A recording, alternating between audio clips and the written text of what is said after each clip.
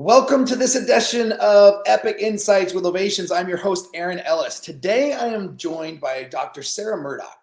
Now, Sara is a people and leadership innovator, an author, a speaker, and an advisor, winning the 2023 Positive Leadership Award, elected from 7,399. Is that correct? Wow. Correct. From Yep. 18 countries. Sara is responsible for helping hundreds of organizations set the standard for leadership and social impact. She is truly a leader's leader. Welcome to the show, Sara. Thanks so much, Aaron. So happy to be here. Appreciate it. It's been fun. We've had a lot of fun off camera, guys. So we're going to see if we can have some fun with you guys as well today. So I do always love to hear about what brought somebody to do what they're doing today, right? And I'd love to start there. Like, what led you to what you're doing today? And I can tell you're super passionate about it. So I'm excited to hear. Absolutely. No, it's a great question. So something you don't know about me yet, but that we actually have in common is I started in the performing arts myself. Oh. So yeah, absolutely. So from the age of a young whippersnapper, in my teens, all the way up through kind of my early 20s, I learned to choreograph stage performances. Oh, really? And I didn't know it at the time, but I was learning people skills, communication skills, fundraising skills, product development skills, I was learning all of the skills basically. So I had never thought of myself as, I'm in a leadership position, or I'd never thought of myself as I'm a team builder, or I know how to project manage. But then I found out, hey, I'm really good at those things, even though I was just a choreographer. Yeah. So that was sort of how I got, my jump start, if you will. And then through the course of learning, again, project management, people skills, all that good stuff, I started to apply this in community settings. So I would be asked to come in by, say, like an executive director or a board of directors, and they'd say, hey, will you come in and create some interaction games? Like you're like a crazy dance person, right? So I would learn to go in and create these dialogues or situations where we have folks from the team kind of learn to communicate better while having fun. I used a lot of theater games. I used a lot of, really sort of like kooky experimental stuff because it works. That's why I started doing it. And then through that process, I learned basically how to record the impact I was having. So I didn't think of it again in these terms at the time, but I learned the process of research and development. So I'd say, hey, what's the feedback I'm getting if we do this exercise? Or, hey, what could have gone better, if we had designed this a little bit differently, and let's try that next time. So I really learned sort of research and development during that kind of early 20s phase as well.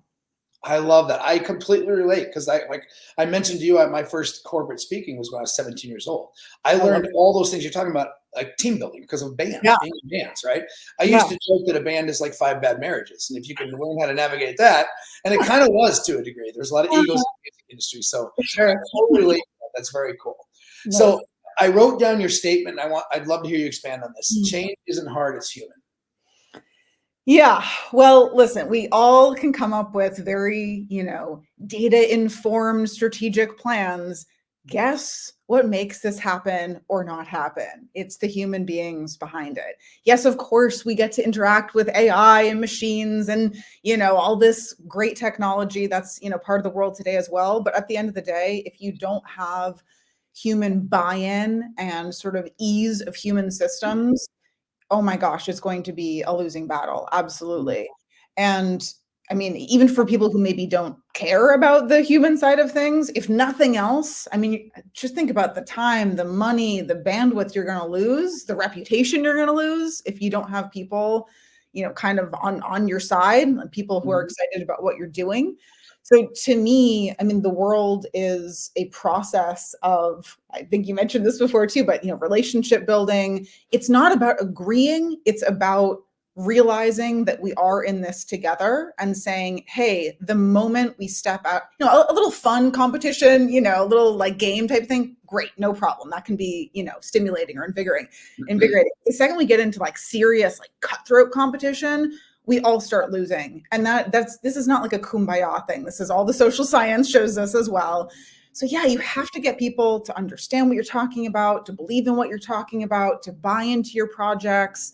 just paying people a salary is not going to do it. I'm sorry if anybody didn't know that already, but like half of your employees are probably phoning it in today, right? Yeah. But that doesn't have to be the case, right? You can actually transition somebody who maybe doesn't give a crap, who's maybe burnt out, who's maybe kind of depressed, who might be going through something personal, maybe is, I don't know, whatever. We all have our own stuff going on. Mm-hmm. But it's our jobs to kind of invite people. I think of it as like invite people to your hearth, welcome people into, who you are, share of yourself, share of your insights, share of your time.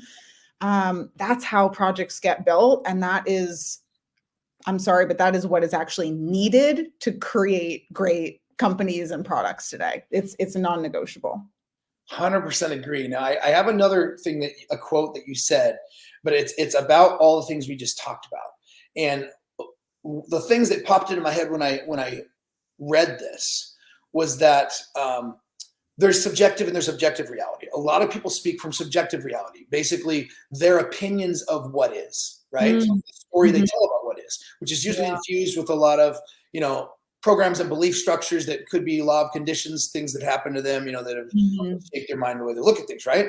So I love it when somebody can look at things objectively and present things objectively. And what prompted that memory in me was your statement where you said, I'm effective because I don't rely on my personal perspective or preference. Mm-hmm. Instead, I use applied research and verifiable methods to develop future-proof strategies. Mm-hmm. Like I had to read that twice. I'm like, that's pretty profound the way you said that, because most people wouldn't even know how to probably look at what you just said there, because they're like, well, my preferences are important. You know what I mean? Because they're so adamant about their perspective. So expand on that. Yeah, what a great question. So thank you for all these awesome questions. So I guess a couple things come to mind with this. One is that part of our job as leaders is to make it not about us. Now that might sound ridiculous because it's like, hi, I'm right here, I'm talking to you. It's always about us to some degree. It's not lying and saying, I can lobotomize myself and get rid of my ego completely. Like, we're not going for perfection here. We're going for an authentic process. So what might that actually look like? Okay, what can a leader do? So I personally am a strong believer in meditation. I know that kind of has this connotation of like woo-woo relaxation stuff. No, I treat it as like a non-negotiable part of being a professional. I meditate every day. Sometimes just for 5 minutes, sometimes for like an hour, right? It just depends what's going on. And part of what I do during that process is I say, hey, where am I, able to be more authentic and more giving and more relational in what I'm doing? Where am I, inserting my own, personal, I don't know if I'm allowed to swear in here, but like bullshit into the consideration, and how can I move things more toward the former and less towards the latter, right? Like we all have, like you mentioned, these stories, these narratives, these worldviews. It's not about erasing them. That's not even possible. That's not how the brain works. We need narrative to survive. But the question is, how can we make sure that those narratives are in service of building something? They're in service of a greater common good. They're in service of something that's worthy of history, right? Like if I'm working on something that I can't possibly think someone could look back on in at least 25 years and get something out of, I'm probably not doing it right. Like as I often say, I'm like, this isn't the Sara show, right? I have a limited amount of time on planet Earth. How can I, take what's proven and find ways to offer that in this given moment, rather than just say, well, I like this, or I don't like this, or this makes me uncomfortable, or, I wasn't trained in that yet, or whatever my little excuse or little story may be. So again, a little bit of tough love there, but that's my honest opinion. So no, I love that. I love that you said a little bit of tough love there, right? Because I understand what you mean by that, because it segues literally into, I think everything we're saying is going to easily segue. I'm making an assumption that it's going to easily segue into this, but can you explain? And if it's not about everything we just talked about, you can tell me, but I believe it is your whole boss to leadership visionary. Yes. So this particular framework is one that I created in part because it helped snap me out of my own bullshit, if I'm honest.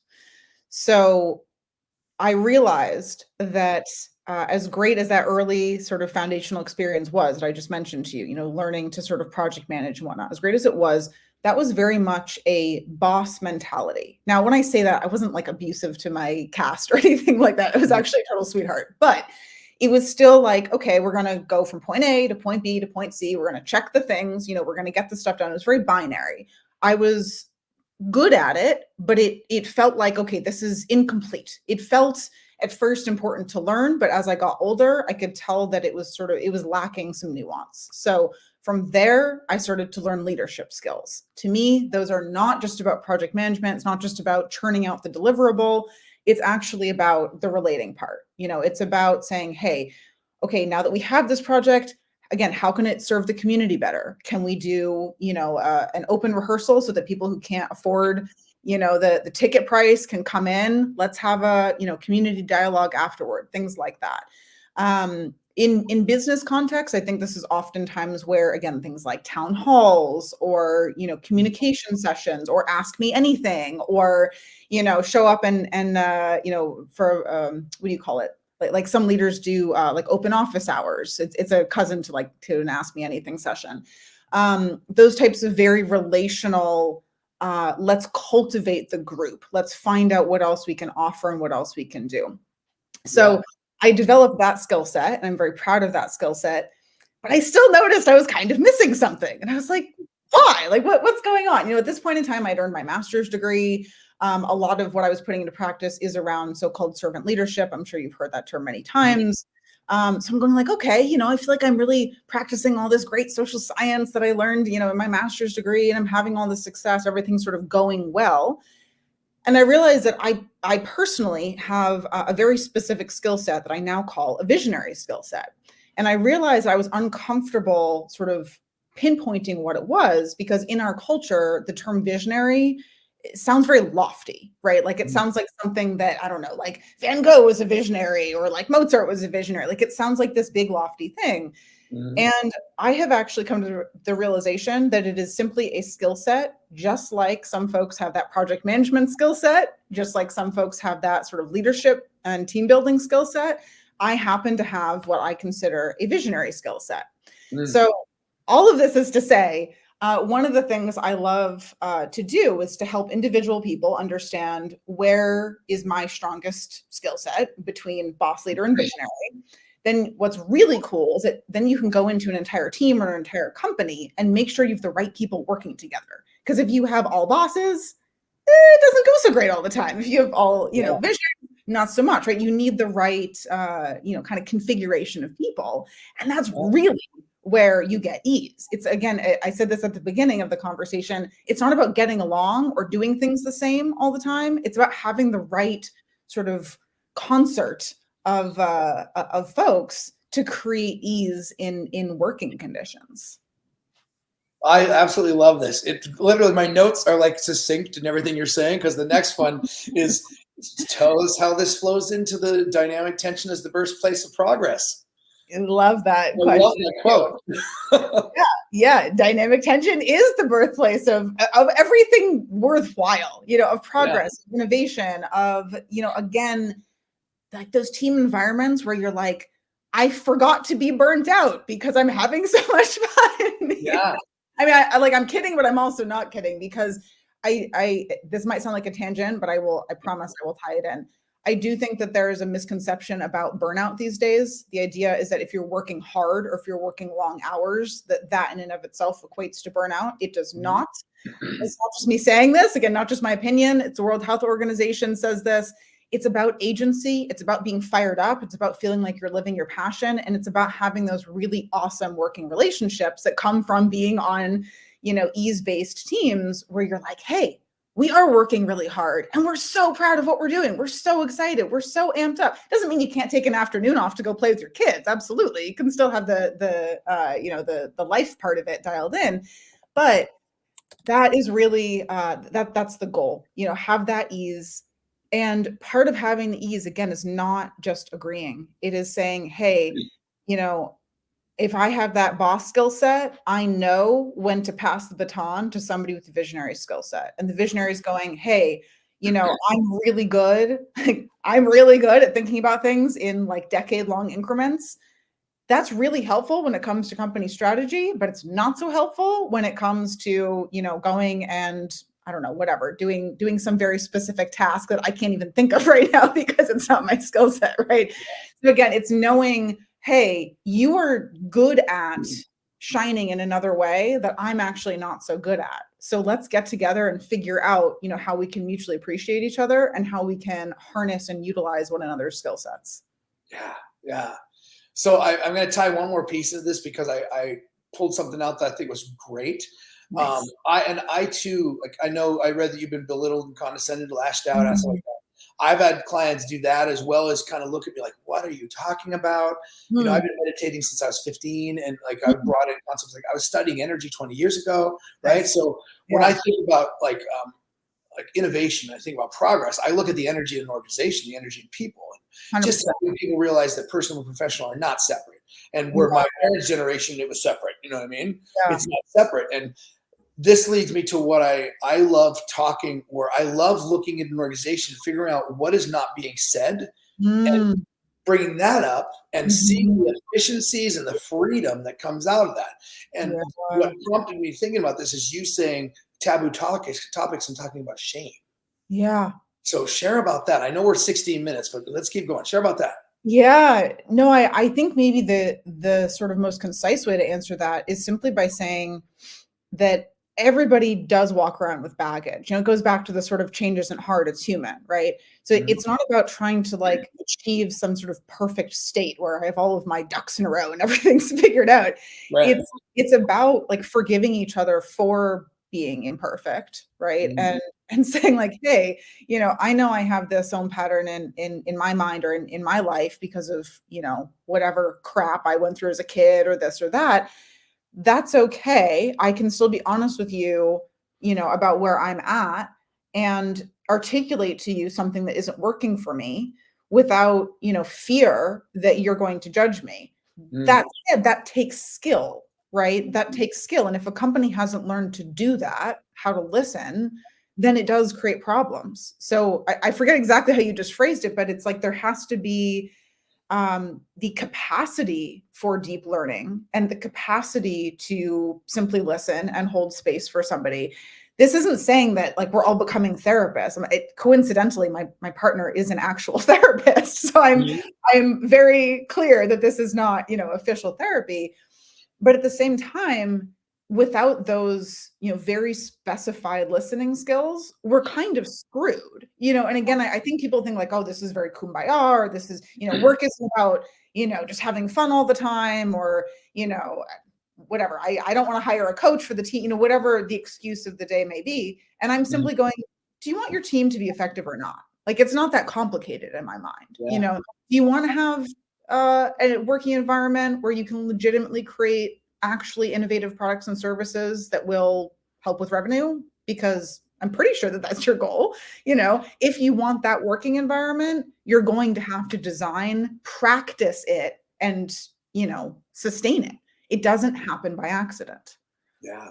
And I know we get each other because we talked a lot beforehand too. So I totally understand just from getting to know you for this short last 40 minutes or so before we Yeah. on camera now, reading Yeah. about you, I get what you do, right? I Mm. can see so many places where it applies in a company.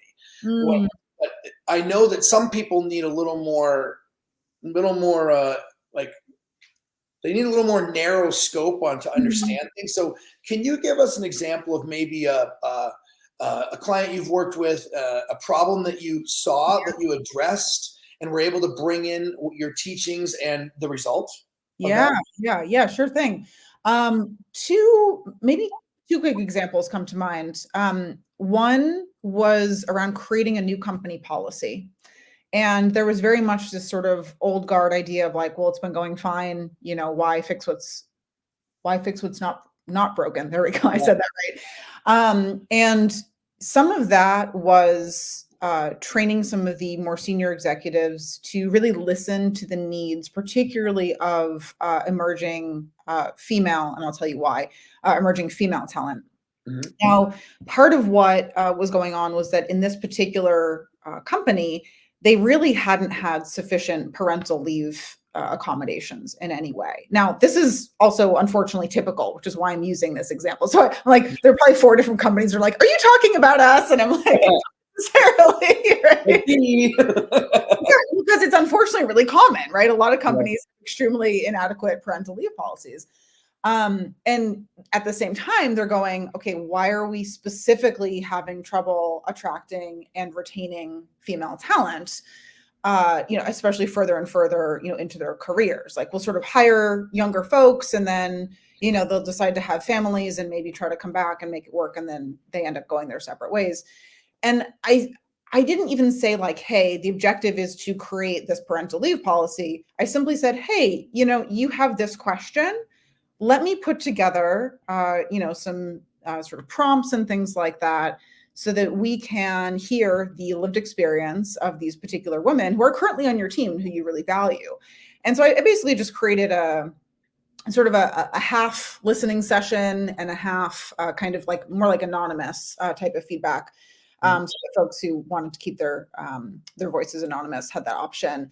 And it was really very simple because at that point it became just an equation of, can this person actually afford to work here, right? Or can this person, and that could be time, money, bandwidth, emotional energy, whatever. Like, can this person afford to work here? And what specific needs would help address this person's, challenges? So it's not just this abstract thing of like, oh, we need to be more inclusive. It's like, well, what does that mean? So something as simple as that led to, first of all, new policies. It led to more retention. It led to more happiness, more sense that the company is investing in us for, these younger female employees. Mm-hmm. To me, it was sort of a matter of almost like reframing the challenge into like, hey, let's just learn. Like, let's just learn from one another and then create some tangible, steps. We can do it as a pilot too. So for people who are, talk about change management, right? For people who are sort of afraid of like, well, what happens? Or, what if this person takes advantage of our new policy or something? And it's like, well, just like, let's do a 6-month pilot and see what happens, Mm-hmm. Guess what? No boogeymen came out from under the bed, right? Like it was all, all solutions. So that's one quick example. And then another quick example, it was interesting that you were talking about AI integration before. So this was not AI, but it was a sort of like a technical transformation of sorts. It was a multinational food and beverage company. I won't say the name because I don't think they would want me to. But they're, very prominent, very successful, but they were very, very behind on a lot of just their technical sort of operational setup. So again, one of the things that we did there is we're like, okay, who's not communicating properly? Oh, hey, the folks who are in charge of people operations are not communicating with the folks who are in charge of this, agile technical transformation, are not communicating with the folks who are, basically like VPs and above, who are tasked with setting the strategic plan for the entire organization. What could possibly go wrong? Like wondering why this isn't going well. So it really was, again, like, it's not like I went in and waved a magic wand or something. It was all very practical. It was helping the right people ask the right questions to the right other people, synthesizing that feedback and boiling it down into concrete, testable bullet points. To me, this is like organizational R&D. It's also the type of R&D that can be applied to, product development. Mm-hmm. Ask the right questions of the right people and then have that capacity, whether if you don't have it in-house, hire a consultant, have that capacity to boil it down into actionable insights. That's wow. That's my version of AI, folks. Actionable. I love this. I know we're past our 20-minute mark, but I got a couple more questions. Do you have a little more time? It's okay. Yeah. So we talked about how personal and professional is not separate. I love to hear the personal side of somebody. Can you tell us about who you are? I know you dance. We already established that, but you still dancing, family, like what you do on your off time. What can you share with us on that? Sure. Yeah, no, absolutely. So something I love to do, but I'm not particularly good at is cook. I haven't like poisoned anybody so far, knock on wood, but no, I love to cook. I love to make soup. It's something I got from my grandma. So that's very much my happy place. I love feeding people I love as well. So that's very much my happy place. Something interesting about me is, I do have a partner who I love. neither one of us wants kids. Neither one of us ever has wanted kids. So we are, the happy sort of auntie and uncle who swoop in to babysit and take care of other people's kids. It's the best of both worlds. Yeah, exactly. We're so, honored to have that privilege. We get that awesome kid time, and then, we sort of go back to the rest of our lives. So yeah. a little tidbit about me. I am still dancing. Mostly these days I do partner dance still. My favorite thing about partner dancing is that I do find it to be very accessible. If that sounds ableist, or, if I'm sort of leaving out people with physical disabilities, I actually disagree. If you don't believe me, literally put into Google or YouTube, like people in wheelchairs doing partner dancing or things like that. Absolutely. People of all configurations can do partner dancing. It's one of my favorite things since I'm based in Los Angeles. Go to place that specializes in salsa, and who the best leads are like the 80-year-old abuelitos who like, I don't even know how they do it, but like they're the best leads. So to me, partner dance is very much about, again, connecting with people, celebrating life. It's not about, being the flashiest on the dance floor. It's about having a laugh with a stranger and being really appreciative of how fun that is. I love it. Well, last but not least, anything you want to make sure you share today? Anything you want to leave the audience with? Maybe just the one last thing I'll share, and I'll try to be brief on this since I know we're over time. I did confide in you that, it's taken me some time to identify myself as a visionary, because I used to think that was kind of like a cocky word to use, actually. The other word that took me a while to identify with, but I really do now, is a futurist, or specifically, I think of myself as a sort of cultural futurist. I also sort of kept away from that for a while because I thought, that's just about, I don't know, people who want to feel smart or something. It sounded kind of cocky again. But I've really come to embrace that term, and I hope that other people will learn to embrace futurism as well, because to me, it's all about curiosity, and it's all about excitement and anticipation of where we can go. So it's not like, hey, I've got a crystal ball and I'm smarter than you and I'm going to tell you what's going to happen next week. No, that's ridiculous. It's about saying, hey, let's get together. Let's do a thought experiment, or let's do, a group, harness the wisdom of the crowds. Where are we going over the next 5 to 10 years? Those types of exercises that can help inspire, stimulate. I know we talked about transformation, can actually transform us away from, mulling on today's problems into actually focusing on actual, legitimate, proven, again, science-based solutions for tomorrow. And I'm going, well, what could be better than that? If somebody wants to say that futurism is quackery, I would just tell them, come on down, let's have a good chat about it, and we'll come up with some juicy things that we think are going to happen in the next 10 years. I dare you. Wow, I love that. And it's been a blast, like off camera and on camera. So thank you very much for joining us today. Absolutely. My pleasure. Likewise. Everybody, this has been another episode of Epic Insights. I encourage you to go back and listen to this in its entirety. As you guys know, I look for what's called structural integrity, and Sara completely showed that. She showed that she has the understanding of what she teaches so well, meaning integrity is what you say, what you do, and what you think are the same message to the world, that she was able to flow in and out of every question I asked her, right?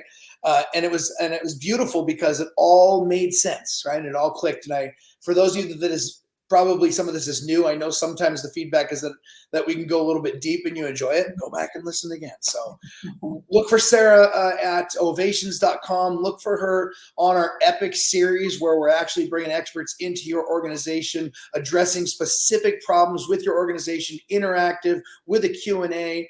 And it's live, right? So watch for her on the Epic series. And also when we put her out, we'll have other things to help you guys find her online. So thank you guys, and we'll see you on the next episode.